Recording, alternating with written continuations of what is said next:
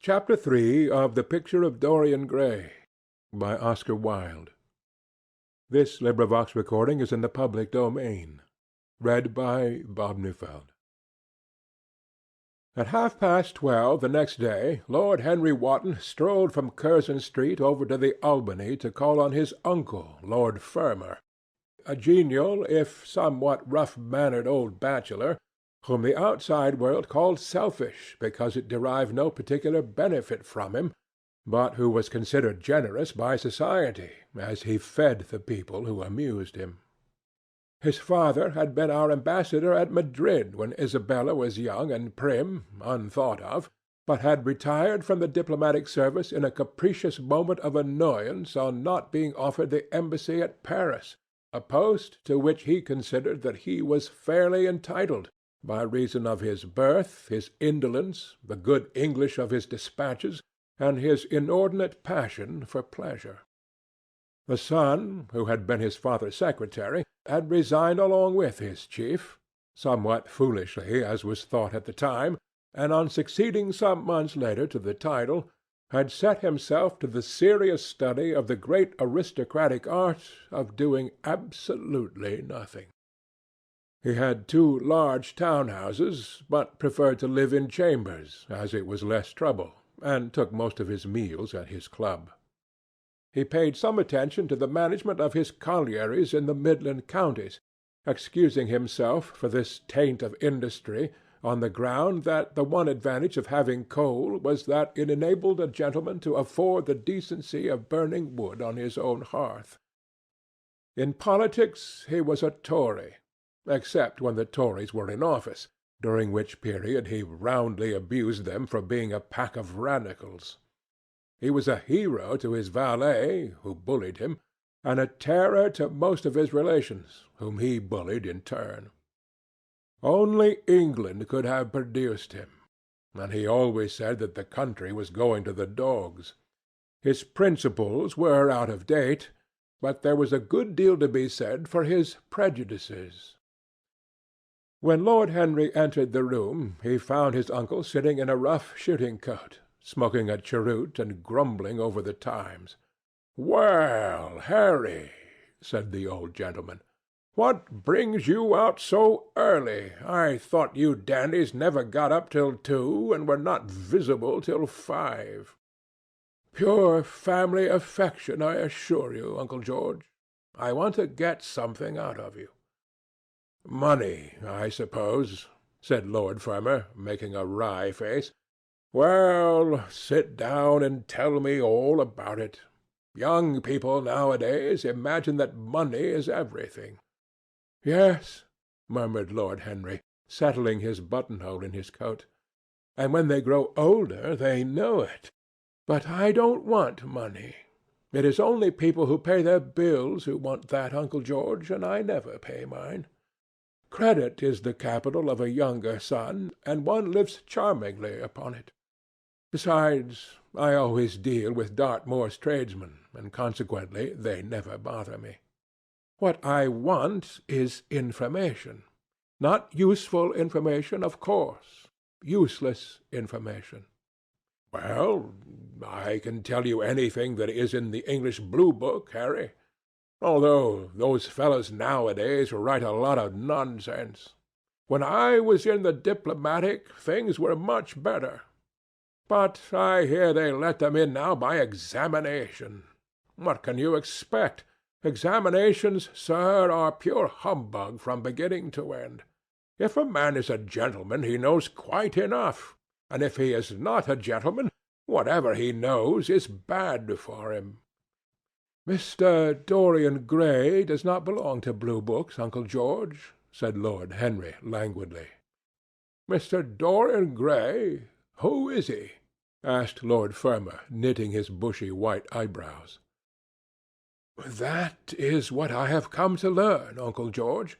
Or rather, I know who he is. He is the last Lord Kelso's grandson. His mother was a Devereux, Lady Margaret Devereux. I want you to tell me about his mother. What was she like? Whom did she marry? You have known nearly everybody in your time, so you might have known her." I am very much interested in Mr. Gray at present. I have only just met him." "Kelso's grandson," echoed the old gentleman. "Kelso's grandson, of course. I knew his mother intimately. I believe I was at her christening.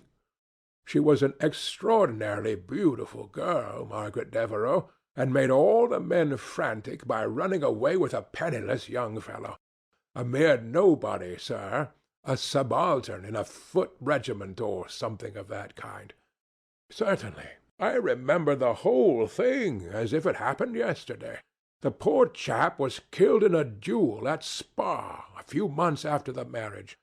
There was an ugly story about it. They said Kelso got some rascally adventurer, some Belgian brute, to insult his son-in-law in public. Paid him, sir, to do it. Paid him.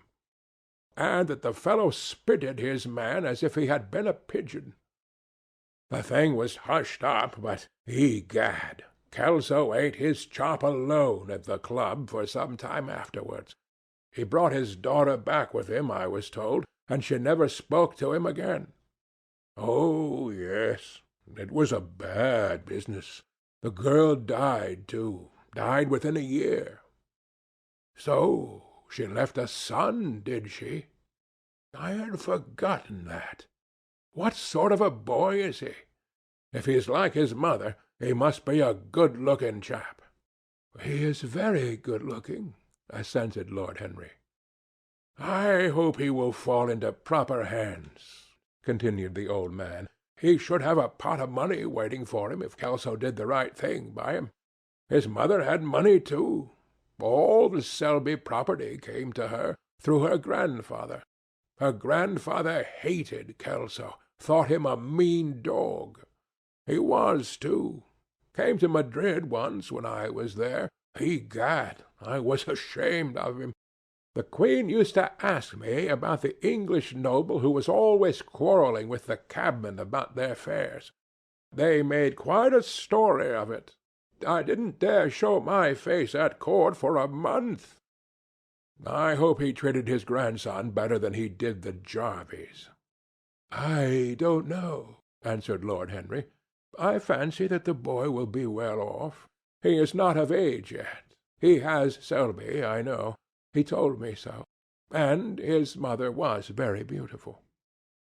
"Margaret Devereux was one of the loveliest creatures I ever saw, Harry. What on earth induced her to behave as she did, I never could understand. She could have married anybody she chose. Carlington was mad after her. She was romantic, though. All the women of that family were.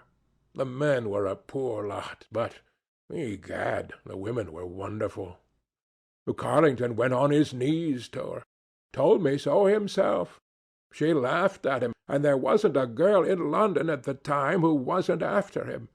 And, by the way, Harry, talking about silly marriages, what is this humbug your father tells me about Dartmoor wanting to marry an American? Ain't English girls good enough for him? It is rather fashionable to marry Americans just now, Uncle George." "I'll back English women against the world, Harry," said Lord Fermor, striking the table with his fist. "The betting is on the Americans. They don't last, I am told," muttered his uncle. "A long engagement exhausts them, but they are capital at a steeplechase. They take things flying. I don't think Dartmoor has a chance." "Who are her people?" grumbled the old gentleman. "Has she got any?" Lord Henry shook his head. "American girls are as clever at concealing their parents as English women are at concealing their past," he said, rising to go. "They are pork-packers, I suppose?" "I hope so, Uncle George, for Dartmoor's sake. I am told that pork-packing is the most lucrative profession in America, after politics."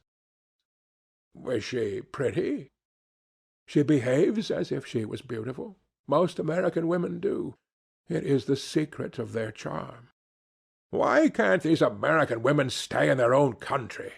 They are always telling us that it is the paradise for women. It is. That is the reason why, like Eve, they are so excessively anxious to get out of it," said Lord Henry. "Good-bye, Uncle George. I shall be late for lunch if I stop any longer. Thanks for giving me the information I wanted. I always look to know everything about my new friends, and nothing about my old ones." "Where are you lunching, Harry?" "At Aunt Agatha's. I have asked myself and Mr. Gray. He is her latest protégé." "Ugh! Tell your Aunt Agatha, Harry, not to bother me any more with her charity appeals. I am sick of them. Why, the good woman thinks that I have nothing to do but write checks for her silly fads." "All right, Uncle George, I'll tell her, but it won't have any effect. Philanthropic people lose all sense of humanity. It is their distinguishing characteristic." The old gentleman growled approvingly and rang the bell for his servant. Lord Henry passed up the low arcade into Burlington Street and turned his steps in the direction of Berkeley Square. So that was the story of Dorian Gray's parentage. Crudely as it had been told to him, it had yet stirred him by its suggestion of a strange, almost modern romance. A beautiful woman risking everything for a mad passion, a few wild weeks of happiness cut short by a hideous, treacherous crime, months of voiceless agony, and then a child born in pain. The mother snatched away by death, the boy left to solitude and the tyranny of an old and loveless man. Yes, it was an interesting background. It posed the lad, made him more perfect, as it were. Behind every exquisite thing that existed there was something tragic. Worlds had to be in travail that the meanest flower might blow. And how charming he had been at dinner the night before, as with startled eyes and lips parted in frightened pleasure he had sat opposite to him at the club, the red candle-shades staining to a richer rose the wakening wonder of his face. Talking to him was like playing an exquisite violin. He answered to every touch and thrill of the bow. There was something terribly enthralling in the exercise of influence. No other activity was like it. To project one's soul into some gracious form and let it tarry there for a moment, to hear one's own intellectual views echoed back to one with all the added music of passion and youth, to convey one's temperament into another as though it were a subtle fluid or a strange perfume. There was a real joy in that. Perhaps the most satisfying joy left to us in an age so limited and vulgar as our own, an age grossly carnal in its pleasures, and grossly common in its aims. He was a marvellous type, too, this lad, whom by so curious a chance he had met at Basil's studio, or could be fashioned into a marvellous type at any rate. Grace was his, and the white purity of boyhood, and beauty such as old Greek marbles kept for us. There was nothing that one could not do with him. He could be made a Titan or a toy. What a pity it was that such beauty was destined to fade. And Basil? From a psychological point of view, how interesting he was! The new manner in art, the fresh mode of looking at life, suggested so strangely by the merely visible presence of one who was unconscious of it all. The silent spirit that dwelt in dim woodland and walked unseen in open field, suddenly showing herself dryad-like and not afraid, because in his soul who sought for her there had been wakened that wonderful vision to which alone are wonderful things revealed, the mere shapes and patterns of things becoming, as it were, refined, and gaining a kind of symbolical value, as though they were themselves patterns of some other and more perfect form, whose shadow they made real. How strange it all was! He remembered something like it in history. Was it not Plato, that artist in thought, who had first analyzed it? Was it not Buonarroti who had carved it in the coloured marbles of a sonnet sequence? But in our own century it was strange. Yes, he would try to be to Dorian Gray what, without knowing it, the lad was to the painter who had fashioned the wonderful portrait. He would seek to dominate him, had already, indeed, half done so. He would make that wonderful spirit his own. There was something fascinating in this son of love and death. Suddenly he stopped and glanced up at the houses. He found that he had passed his aunts some distance, and smiling to himself, turned back. When he entered the somewhat sombre hall, the butler told him that they had gone in to lunch. He gave one of the footmen his hat and stick, and passed into the dining-room. "Late as usual, Harry," cried his aunt, shaking her head at him. He invented a facile excuse, and, having taken the vacant seat next to her, looked round to see who was there. Dorian bowed to him shyly from the end of the table, a flush of pleasure stealing into his cheek. Opposite was the Duchess of Harley, a lady of admirable good nature and good temper, much liked by every one who knew her, and of those ample architectural proportions that in women who are not duchesses are described by contemporary historians as stoutness. Next to her sat, on her right, Sir Thomas Burdon, a Radical member of Parliament, who followed his leader in public life, and in private life followed the best cooks, dining with the Tories and thinking with the Liberals, in accordance with a wise and well-known rule. The post on her left was occupied by Mr. Erskine of Treadley, an old gentleman of considerable charm and culture, who had fallen, however, into bad habits of silence, having, as he explained once to Lady Agatha, said everything that he had to say before he was 30. His own neighbour was Mrs. Vandeleur, one of his aunt's oldest friends, a perfect saint amongst women, but so dreadfully dowdy that she reminded one of a badly bound hymn-book.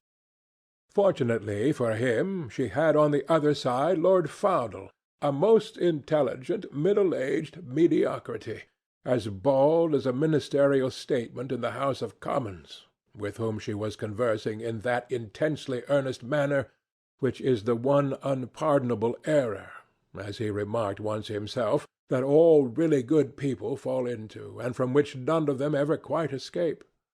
"We are talking about poor Dartmoor, Lord Henry," cried the Duchess, nodding pleasantly to him across the table. "Do you think he will really marry this fascinating young person?" "I believe she has made up her mind to propose to him, Duchess." "How dreadful!" exclaimed Lady Agatha. "Really, some one should interfere." "I am told on excellent authority that her father keeps an American dry-goods store," said Sir Thomas Burdon, looking supercilious.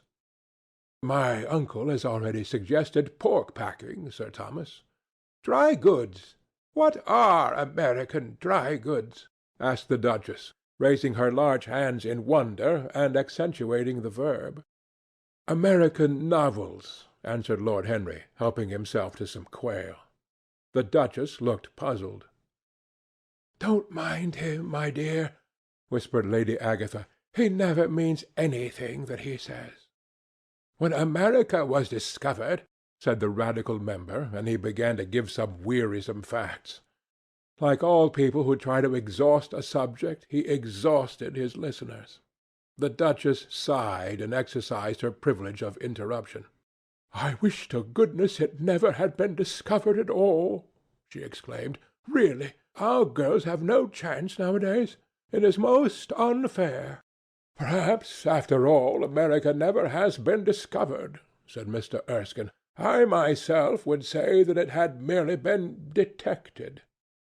"Oh, but I have seen specimens of the inhabitants," answered the Duchess vaguely. "I must confess that most of them are extremely pretty. And they dress well, too. They get all their dresses in Paris. I wish I could afford to do the same." "They say that when good Americans die, they go to Paris," chuckled Sir Thomas, who had a large wardrobe of Humour's cast-off clothes. "Really? And where do bad Americans go to when they die?" inquired the Duchess. "They go to America," murmured Lord Henry. Sir Thomas frowned. "I am afraid that your nephew is prejudiced against that great country," he said to Lady Agatha. "I have travelled all over it in cars provided by the directors, who in such matters are extremely civil. I assure you that it is an education to visit it." "But must we really see Chicago in order to be educated?" asked Mr. Erskine plaintively. "I don't feel up to the journey." Sir Thomas waved his hand. "Mr. Erskine of Treadley has the world on his shelves. We practical men like to see things, not to read about them. The Americans are an extremely interesting people. They are absolutely reasonable. I think that is their distinguishing characteristic. Yes, Mr. Erskine, an absolutely reasonable people. I assure you there is no nonsense about the Americans." "How dreadful!" cried Lord Henry. "I can stand brute force, but brute reason is quite unbearable. There is something unfair about its use. It is hitting below the intellect." "I do not understand you," said Sir Thomas, growing rather red. "I do, Lord Henry," murmured Mr. Erskine with a smile. "Paradoxes are all very well in their way," rejoined the baronet. "Was that a paradox?" asked Mr. Erskine. "I did not think so. Perhaps it was. Well, the way of paradoxes is the way of truth. To test reality we must see it on the tight-rope. When the verities become acrobats, we can judge them." "Dear me," said Lady Agatha, "how you men argue! I am sure I never can make out what you are talking about." "Oh, Harry, I am quite vexed with you. Why do you try to persuade our nice Mr. Dorian Gray to give up the East End? I assure you he would be quite invaluable. They would love his playing." "I want him to play for me," cried Lord Henry, smiling, and he looked down the table and caught a bright answering glance. "But they are so unhappy in Whitechapel," continued Lord Agatha. "I can sympathize with everything except suffering," said Lord Henry, shrugging his shoulders. "I cannot sympathize with that. It is too ugly, too horrible, too distressing. There is something terribly morbid in the modern sympathy with pain. One should sympathize with the colour, the beauty, the joy of life. The less said about life's sores, the better. Still, the East End is a very important problem," remarked Sir Thomas, with a grave shake of the head. "Quite so," answered the young lord. "It is the problem of slavery, and we try to solve it by amusing the slaves." The politician looked at him keenly. "What change do you propose, then?" he asked. Lord Henry laughed. "I don't desire to change anything in England except the weather," he answered. "I am quite content with philosophic contemplation. But as the 19th century has gone bankrupt through an over-expenditure of sympathy, I would suggest that we should appeal to science to put us straight. The advantage of the emotions is that they lead us astray, and the advantage of science is that it is not emotional."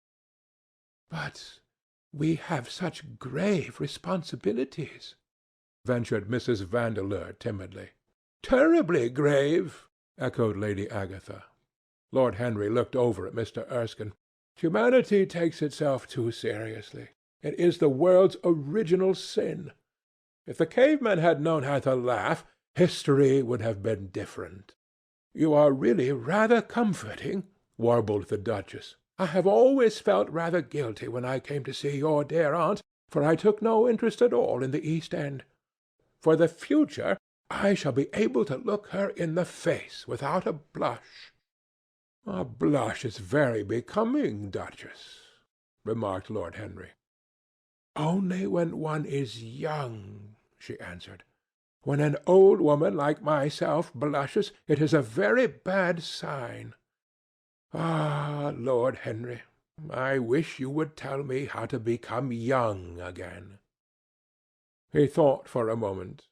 "Can you remember any great error that you committed in your early days, Duchess?" he asked, looking at her across the table. "A great many, I fear," she cried. "Then commit them over again," he said gravely. "To get back one's youth, one must merely to repeat one's follies." "A delightful theory!" she exclaimed. "I must put it into practice." "A dangerous theory," came from Sir Thomas's tight lips. Lady Agatha shook her head, but could not help being amused. Mr. Erskine listened. "Yes," he continued, "that is one of the great secrets of life. Nowadays most people die of a sort of creeping common sense, and discover when it is too late that the only things one never regrets are one's mistakes." A laugh ran round the table. "He played with the idea and grew wilful, tossed it into the air and transformed it, let it escape and recaptured it, made it iridescent with fancy and winged it with paradox. The praise of folly, as he went on, soared into a philosophy, and philosophy herself became young, and catching the mad music of pleasure, wearing, one might fancy, her wine-stained robe and wreath of ivy, danced like a bacchante over the hills of life, and mocked the slow Silenus for being sober. Facts fled before her like frightened forest things.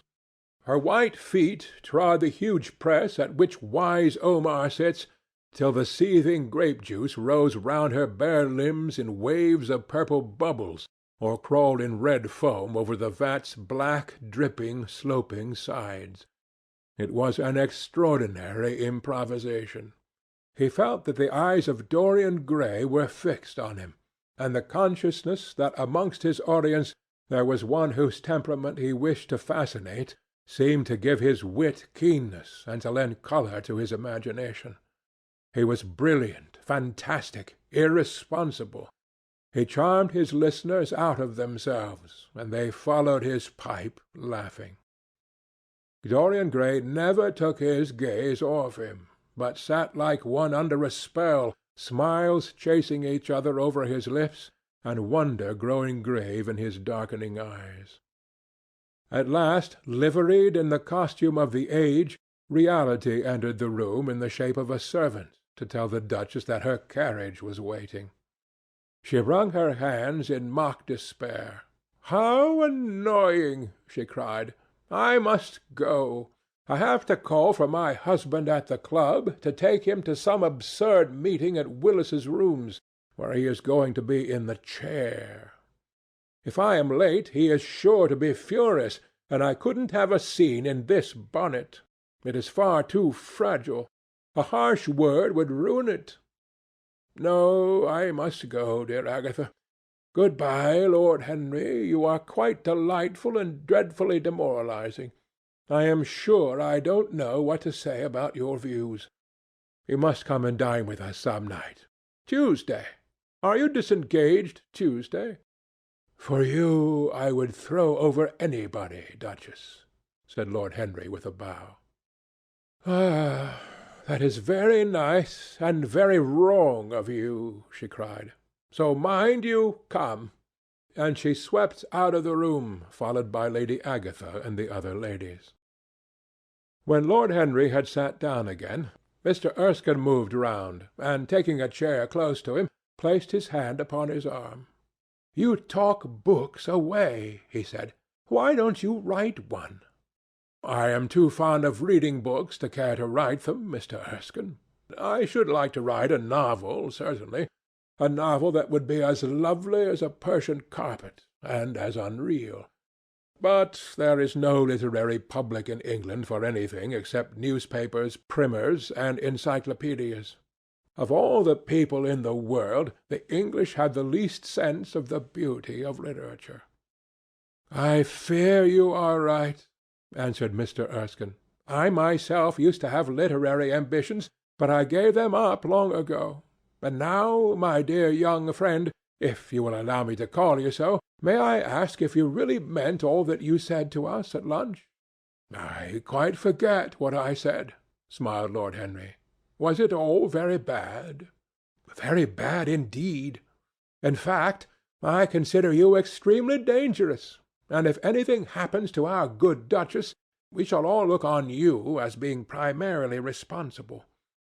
But I should like to talk to you about life. The generation into which I was born was tedious. Some day, when you are tired of London, come down to Treadley and expound to me your philosophy of pleasure over some admirable Burgundy I am fortunate enough to possess." "I shall be charmed. A visit to Treadley would be a great privilege. It has a perfect host and a perfect library." "You will complete it," answered the old gentleman with a courteous bow. "And now I must bid good-bye to your excellent aunt. I am due at the Athenaeum. It is the hour when we sleep there." "All of you, Mr. Erskine?" 40 of us, in 40 armchairs. We are practising for an English Academy of Letters." Lord Henry laughed and rose.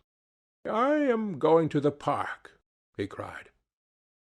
As he was passing out of the door, Dorian Gray touched him on the arm. "Let me come with you," he murmured.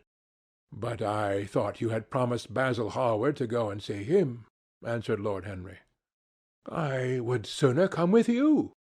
Yes, I feel I must come with you. Do let me, and you will promise to talk to me all the time. No one talks so wonderfully as you do."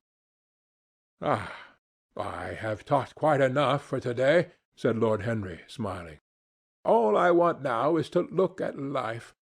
You may come and look at it with me if you care to." Chapter 3